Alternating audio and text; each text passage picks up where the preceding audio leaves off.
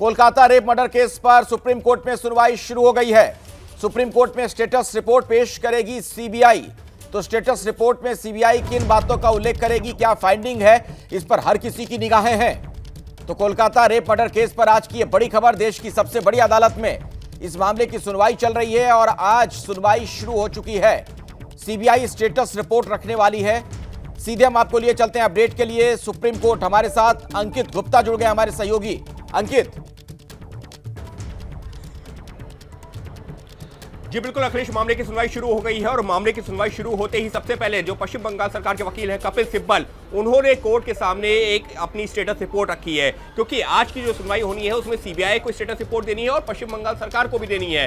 तो पश्चिम बंगाल सरकार की तरफ से कपिल सिब्बल ने स्टेटस रिपोर्ट रखी है और उन्होंने सबसे पहले जिक्र किस बात का किया कि देखिए, सुप्रीम कोर्ट ने पिछली सुनवाई के दौरान डॉक्टरों से अपील की थी कि उनको सुरक्षा दी जाएगी और वो काम पर वापस लौटे, लेकिन अब तक डॉक्टर्स की हड़ताल जारी है।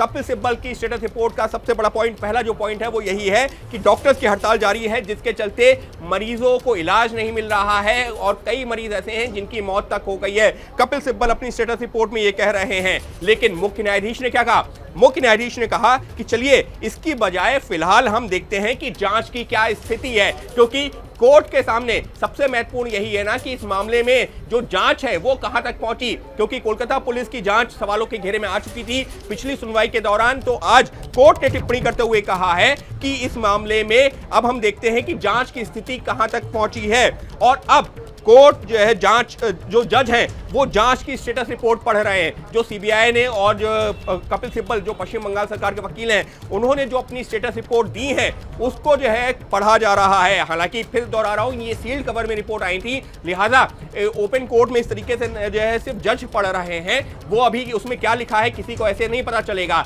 लेकिन मुमकिन है जब सुनवाई आगे बढ़ेगी तो इस मामले में जजों की तरफ से जो टिप्पणियां की जाएं उससे स्टेटस रिपोर्ट में क्या कहा गया उस बात का एक अंदाजा मिल सकता है, जैसा पिछली बार मिला था, क्योंकि पिछली बार भी कोर्ट ने कटघरे में खड़ा किया था कोलकाता पुलिस को।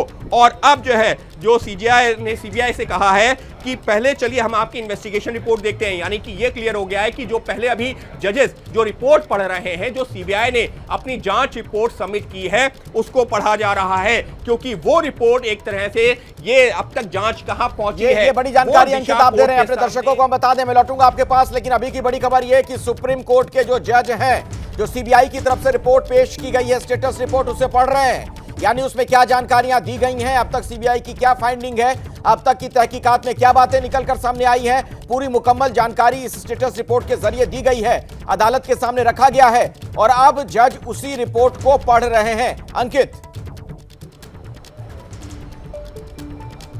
जी बिल्कुल अखिलेश, और ये रिपोर्ट इस वजह से महत्वपूर्ण है क्योंकि लगातार जो है पश्चिम बंगाल सरकार हो या फिर जो आंदोलनकारी डॉक्टर्स हैं जो सड़कों पर हैं, उनकी तरफ से भी पिछले कुछ वक्त से मांग की जाने लगी है कि जो सीबीआई की जांच में अब तक क्या निकल के आया है वो जो है तथ्य भी जनता के सामने आने चाहिए। क्योंकि पश्चिम बंगाल सरकार लगातार क्या कहती रही है, शुरुआत से वो ये कहती रही है कि कोलकाता पुलिस की जांच में कहीं कोई कमी नहीं थी और हमने जो आरोपी को 24 घंटे के भीतर गिरफ्तार कर लिया था। लेकिन उसके बाद जो है क्योंकि हाईकोर्ट ने मामले की जांच सीबीआई को सौंपी, लिहाजा हम सीबीआई को कोऑपरेट कर रहे हैं। ऐसे में सीबीआई ने जो 1.5 हफ्ते पहले सुनवाई हुई थी उस दौरान भी अपनी स्टेटस रिपोर्ट कोर्ट के सामने रखी थी और उस जांच रिपोर्ट में कई सारे ऐसे तथ्य थे जो पश्चिम बंगाल सरकार और जो खास तौर पर जो कोलकाता पुलिस थी उसकी कार्य प्रणाली के ऊपर सवाल खड़े कर रहे थे।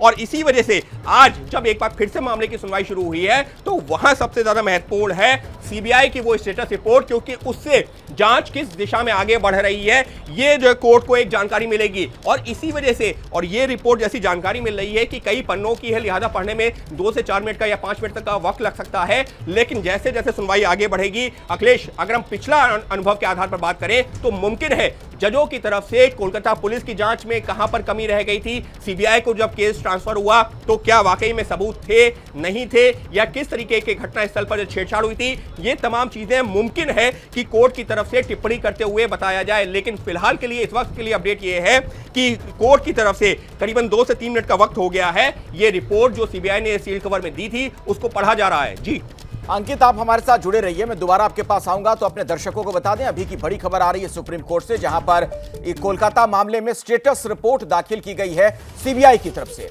इसका मतलब यह हुआ कि जो अब तक की जांच हुई है सीबीआई की, उसके बारे में वहां अदालत को जानकारी दी गई है सीलबंद लिफाफे में, यानी ये गोपनीय जानकारी अभी रखी जाएगी, सिर्फ जज पढ़ रहे हैं। जज ये देख रहे हैं कि अब तक की जांच में क्या बातें सामने आई हैं, जो तहकीकात आगे बढ़ी है, किधर की ओर जा रही है, उसमें क्या इशारा है। पूरी तथ्यों के साथ जानकारी वहां सुप्रीम कोर्ट के सामने रखी गई है। तो सीबीआई की स्टेटस रिपोर्ट अभी जज पढ़ रहे हैं